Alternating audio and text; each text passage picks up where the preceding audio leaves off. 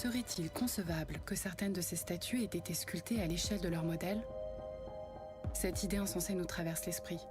Et pourtant, nous ne sommes pas les seuls à le penser. Des découvertes nous éclairent sur la taille qu'auraient pu avoir certains guerriers daces.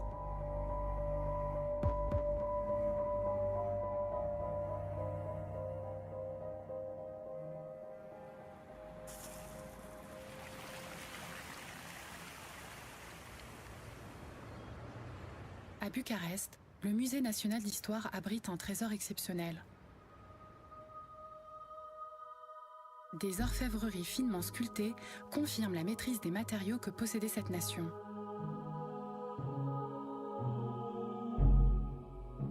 Certains bijoux proviennent de Zarmizeg-et-Toussa, qui presque 2000 ans plus tard renferment des trésors qui n'ont toujours pas été excavés. Parmi les bijoux décoratifs, les broches et les colliers, on trouve d'étonnants bracelets. Leur diamètre varie entre 9 et 13 cm pour un poids oscillant entre 700 g à plus d'1 kg. Ils sont constitués de plusieurs bouts comprenant des têtes de serpents. Martelés à froid à partir de lingots d'or, ils démontrent une technicité complexe et très élaborée. L'archéologie roumaine prétend que ces bracelets étaient utilisés pour des rituels, ou bien réservés à une certaine élite dace. Mais là, c'est leur taille qui nous interpelle. Si on part du principe que c'était des bracelets de poignets et non pas de bras, on constate qu'ils sont anormalement grands et qu'ils ne correspondent pas au diamètre de poignets d'êtres humains ordinaires. On pourrait penser qu'ils étaient portés au bras, mais même dans ce cas de figure, ils sont beaucoup trop longs. S'il s'avère en effet qu'ils étaient portés au bras, alors ceux qui les portaient devaient être très grands. On peut en déduire qu'ils devaient mesurer très facilement plus de 2 mètres de hauteur, si ce n'est plus. Selon les historiens, les bracelets étaient portés par les hauts gradés daces. Et sans vouloir faire de jeu de mots, ces hauts gradés devaient être bien grands. Ici, un casque partiellement détruit d'un diamètre avoisinant les 30 cm. Presque 2 fois celui d'une tête ordinaire. Les spécialistes prétendent qu'ils étaient portés par-dessus d'autres casques. Que penser aussi de ce plastron cérémoniel qu'aucune épaule ordinaire ne pourrait porter et dont la largeur atteint presque les 80 cm. Juste en dessous, une bague d'un diamètre de presque 3 cm. Il en va de même avec cette couronne en or, d'une finesse inégalée et au diamètre lui aussi très grand. Elle aurait appartenu au roi Sotès III et proviendrait de son tombeau situé en Bulgarie. Étrangement, la dépouille de ce roi n'a quant à elle jamais été retrouvée. Des géants auraient-ils autrefois foulé ces terres? Un épisode de l'histoire romaine en territoire thrace mentionne l'existence d'un berger devenu ensuite empereur qui s'appelait Maximintrax et il avait une taille qui dépassait les 2,50 m de hauteur. En 1926, des archéologues persuadés d'avoir découvert le lieu où s'unifièrent les tribus thraces vont faire une découverte inattendue. Ici, un villageois de 80 ans, Ionitsa Florea, affirme avoir déterré un squelette gigantesque alors qu'il était adolescent. Ses parents lui racontaient qu'autrefois, des géants vivaient ici. Ils étaient appelés les Gédovi. C'est aux pages d'un journal national qu'il confie avoir participé à ces fouilles. Il y rapporte la découverte de 80 squelettes déterrés entre 1946 et 1954.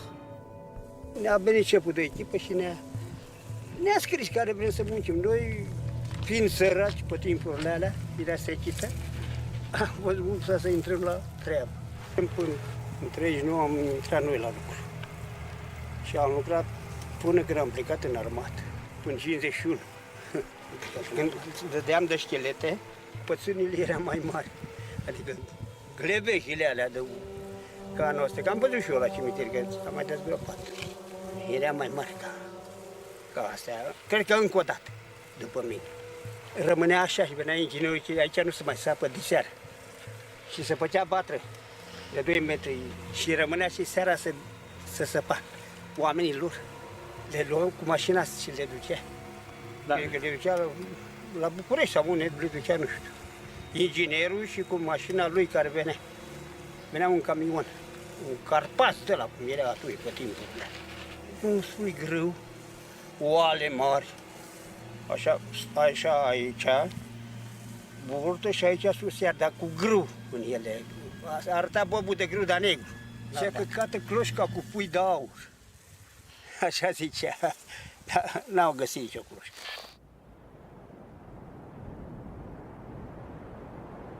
Aujourd'hui encore, cette ancienne citadelle conserve les stigmates des fouilles.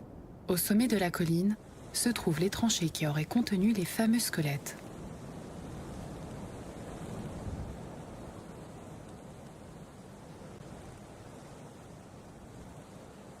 Ce qui est perturbant à Argedava, c'est de se dire qu'ici autrefois, il y avait une des plus importantes citadelles d'As, et visiblement il semblerait que cet endroit ait complètement été boudé par l'archéologie. Ici, il n'y a que des tranchées, des trous compartimentés et segmentés à la manière de sarcophages individuels.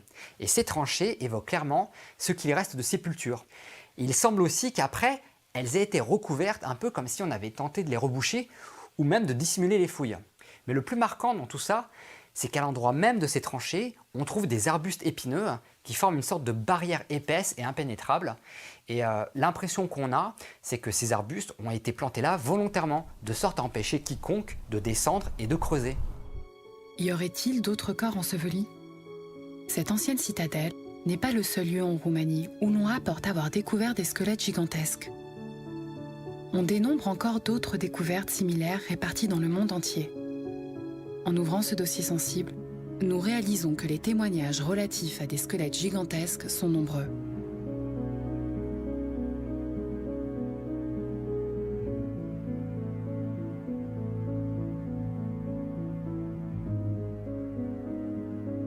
L'un d'eux nous pousse à nous rendre dans le sud, sur les rives du Danube.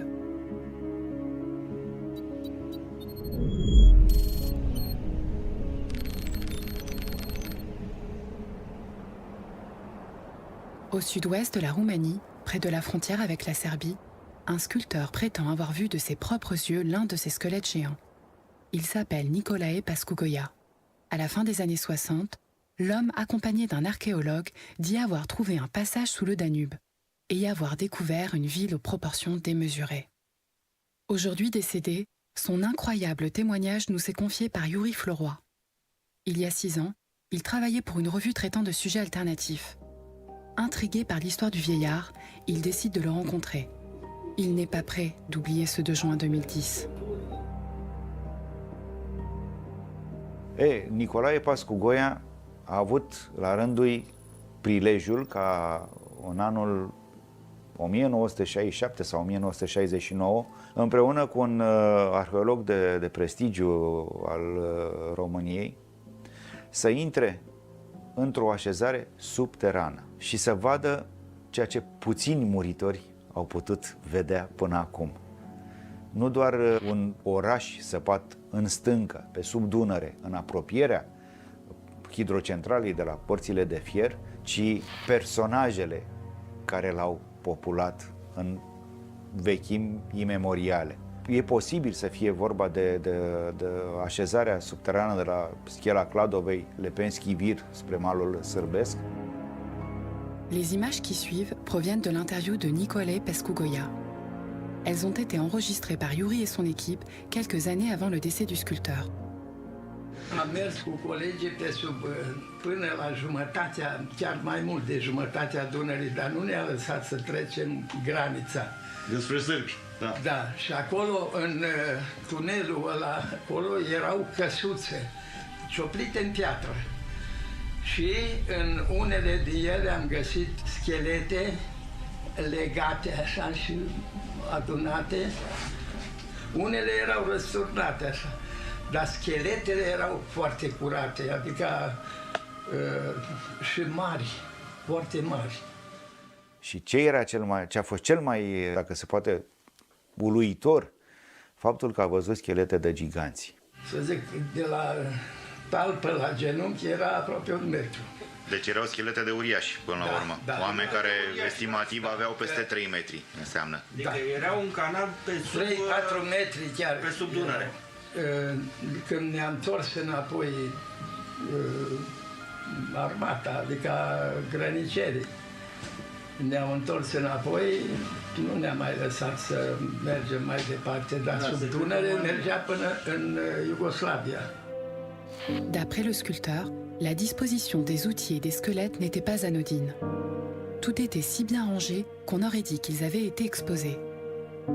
Bien qu'il soit difficile de croire à ces histoires de géants, les traditions orales abondent sur l'existence d'un peuple légendaire à la taille titanesque. On raconte qu'autrefois, dans la province de Neamț, des géants occupaient les montagnes de Chealahu, un lieu sacré qui chaque année attire des milliers de pèlerins.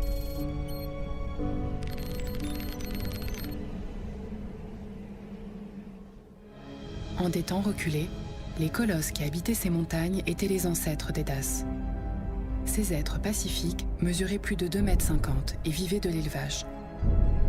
Ils étaient forts et justes et disposaient de connaissances qualifiées de magiques par les hommes de la vallée.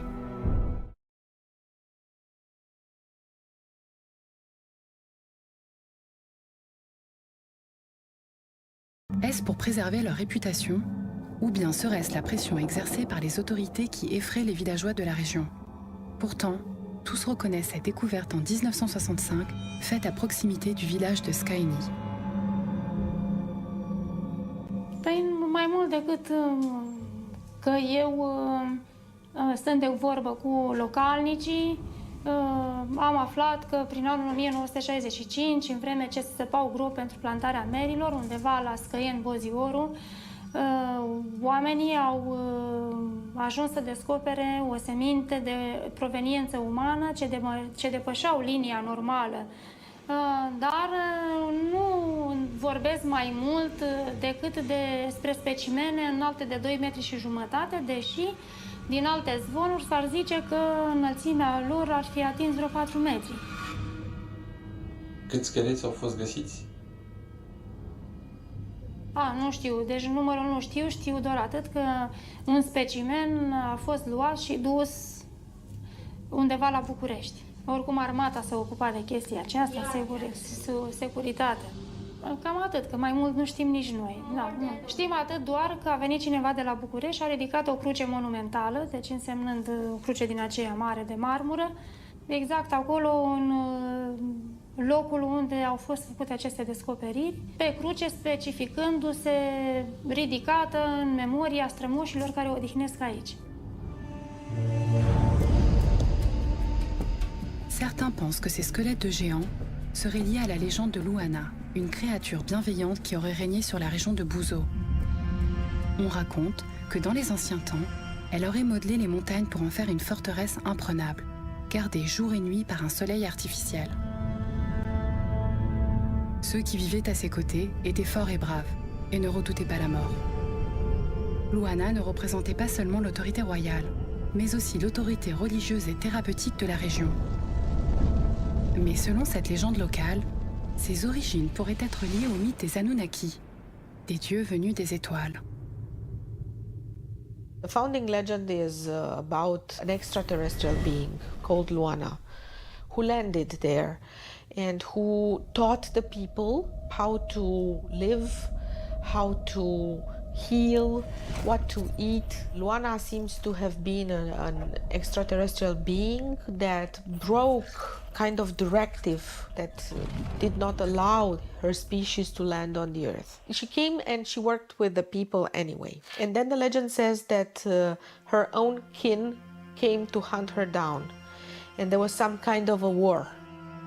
La tradition orale fait mention de chariots de feu descendus sur la région de Buzo, qui auraient détruit la forteresse et le soleil artificiel de Luana. On parle d'une guerre qui opposa les dieux et dont les répercussions seraient encore visibles de nos jours.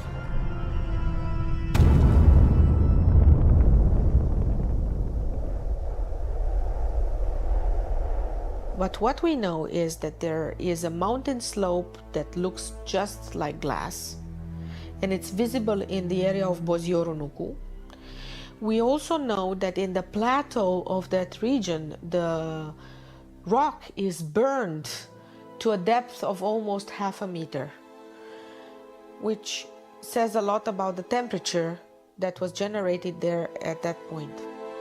Les croyants pensent que Luana serait issue d'Anu, le créateur suprême de toutes les divinités dans la mythologie mésopotamienne. Luana fut sanctionné par ceux de sa race pour avoir apporté son soutien et sa connaissance à l'humanité. Son histoire rappelle celle qui opposa Enki et Enlil, des dieux Anunnaki.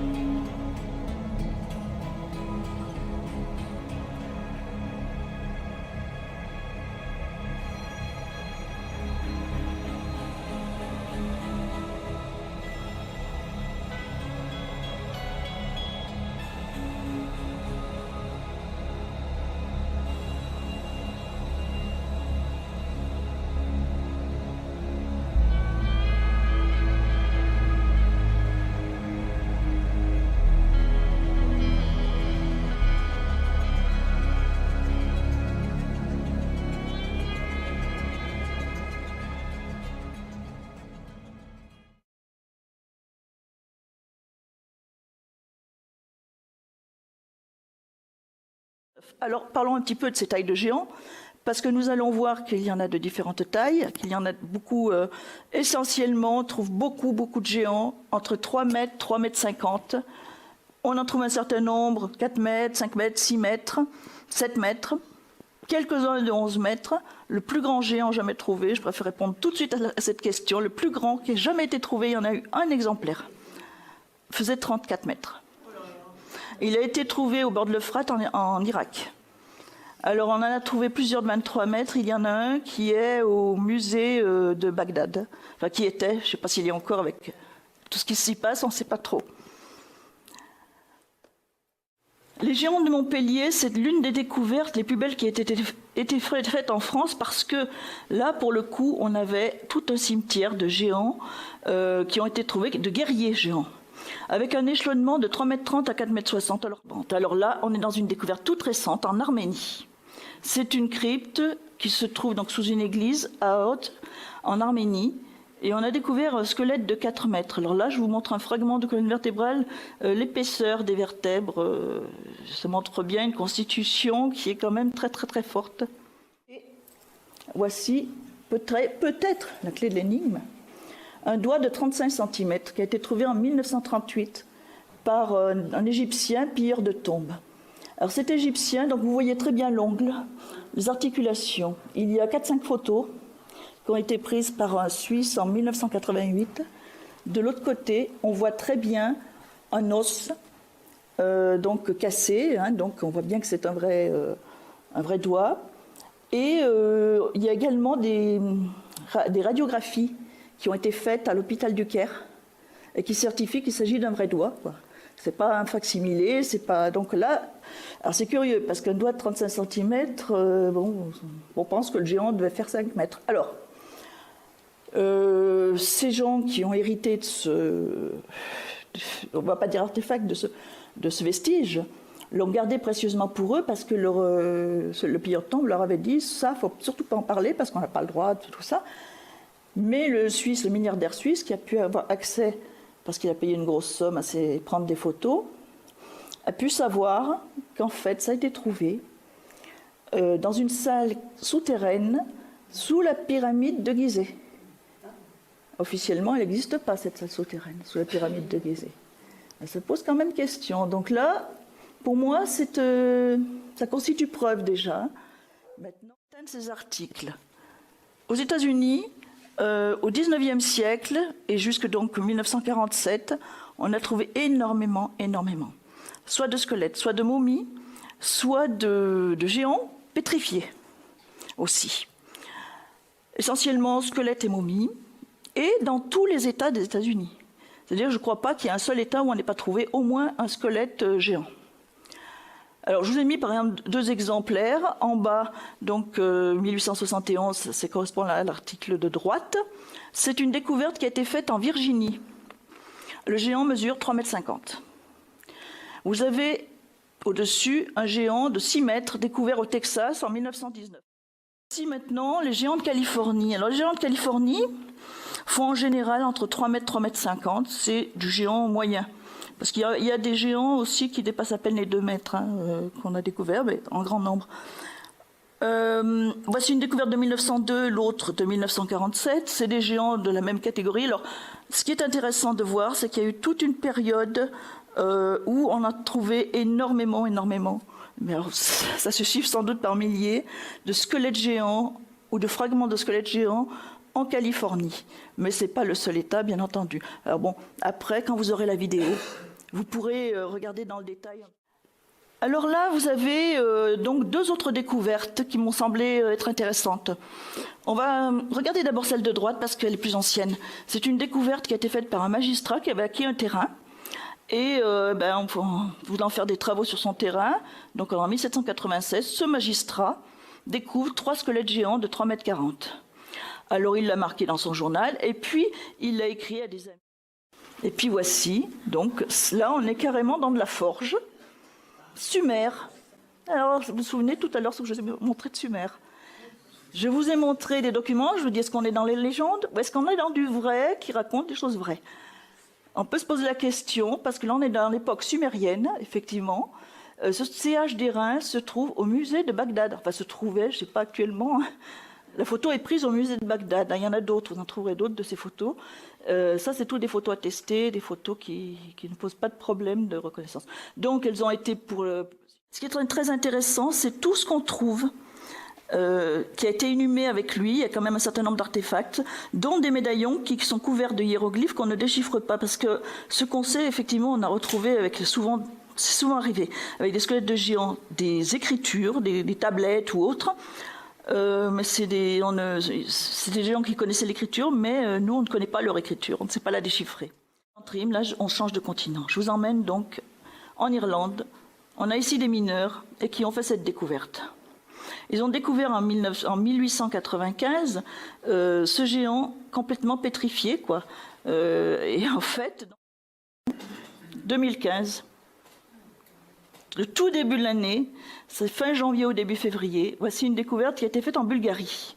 On est dans du géant de 3,50 m. Je vous ai dit que très souvent on est dans du géant de 3 m, 3,50 m. Toujours en Roumanie, il y a une vingtaine d'années, on a découvert en fait, c'était à l'époque où, juste après la chute de Ceausescu, avec l'aide internationale, on a décidé de faire des vergers, de planter des pommiers. Alors on a fait appel aux paysans locaux et on leur a fait creuser pour planter des pommiers qui étaient donnés, je ne sais plus, par les Américains ou autres. Et donc on était à Siani, et alors, découverte d'un cimetière de géants, mais des très grands géants. Cette fois, on dépassait les 4 mètres. Et donc c'était visiblement des cimetières de guerriers, là encore, de batailles qui ont eu lieu. Et puis, bon, on a dit aux paysans, vous reviendrez dans quelque temps. Et puis on a tout enlevé, puis ils n'en ont plus entendu parler. Ils témoignent encore, ces paysans, mais ils disent, bon, on ne sait pas où c'est passé. Et puis, donc plus récemment, 2013, Statoumar, ça veut dire Sainte-Marie. Donc il y a donc des fresques comme celle-ci, surtout vous allez voir peut-être des gravures sur la pierre plutôt, où on voit des êtres de dimensions différentes. Ici, vous avez quand même un guerrier avec une lance qui est de notre taille. Et puis partout, vous avez des personnages bien plus grands. Plus grands même que des animaux qui doivent être des bovidés, je pense. Je sais pas, des zébus, ou je sais pas. Peut-être pas zébus, c'est pas des cornes de zébus, mais je ne sais pas, ça doit être un bovidé quelconque. Mais en fait, on voit la grande différence de taille qu'il y a entre ces personnages. Alors on peut se dire, est-ce qu'on a affaire à la légende, quelque chose de légendaire qu'on trouve sur ces tablettes cunéiformes? On nous parle d'une planète Nibiru, dont seraient venus des êtres géants, considérés comme des dieux, qui auraient créé notre race humaine à partir d'une race humaine archaïque et de leur propre gène. Voilà ce qu'on nous dit.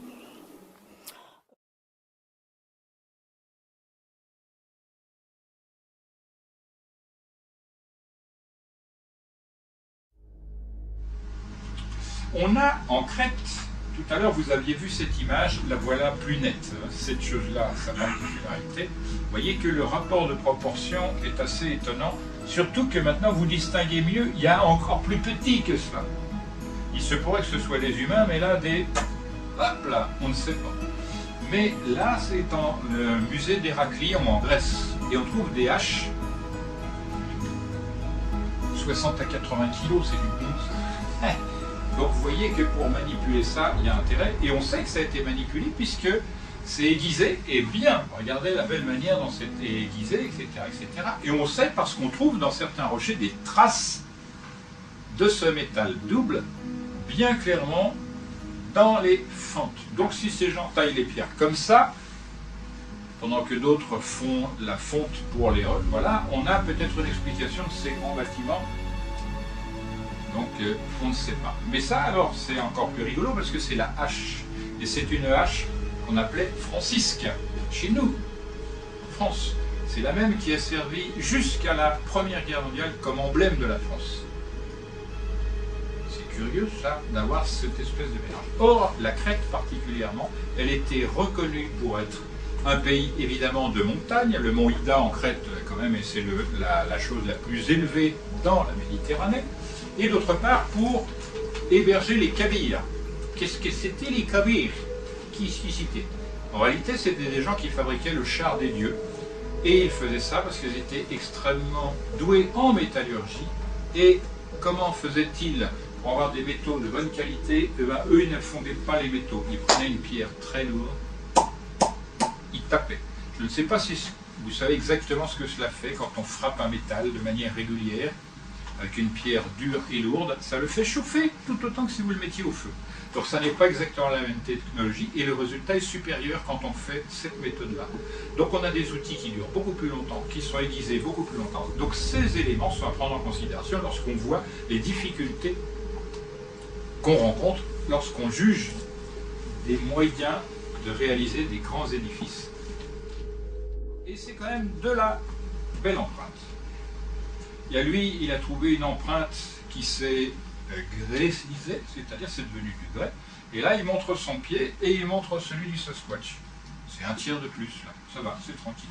Donc le truc fait à peine 2,50 m. Petit.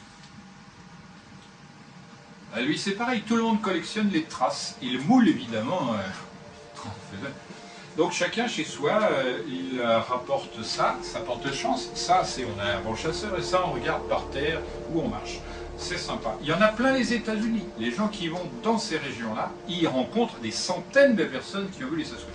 Mais comme personne ne va les étudier, les universitaires restent dans leur bureau, il n'y a aucune chance qu'il y ait de vrais. Voilà. Même le zozo qui peut trouver ça dans son jardin, le chanceux, il est quand même étonné. Hein. Chacun chez soi peut mettre ça. Hop là, j'ai trouvé ça à tel endroit, tel jour, machin, je l'ai mis ici parce que ça fait toujours bien dans le salon. Parce que les Américains sont comme ça. C'est vraiment l'élite. Hein. Faut le savoir. Donc, dans l'étude des Sasquatch, il y a comme un os. Voilà. Donc ça, c'est la partie états-unienne. Ça, c'est en Angleterre. Bon, alors lui, c'est très différent. Regardez, là, il est complet. Et on dirait qu'il n'a rien changé de lui depuis qu'il est mort. Il est entouré de bandelettes. Tiens, comme c'est bizarre. Et ben, qu'est-ce qui va se passer? Au moment de son transport sur la Tamise, le bateau va couler. Pourquoi? Parce qu'ils avaient oublié de boucher les trous dans le bateau. Vous avez pris un bateau avec des trous, c'est pas pourquoi, mais c'est bizarre. Moi, je pense que c'est que une fois le truc à l'eau, il est pourri après. Qui prend l'eau, il va pourrir tout seul, alors que là, il est en très bel état. Là, j'ai montré, enfin, j'ai pris une carte dans laquelle on montre les sites plus particulièrement mégalithiques. Les géants, on les trouve là, on les trouve là, on les trouve là, à tous les endroits où il y a des mégalithes, il y a des traces de géants, soit des os, soit des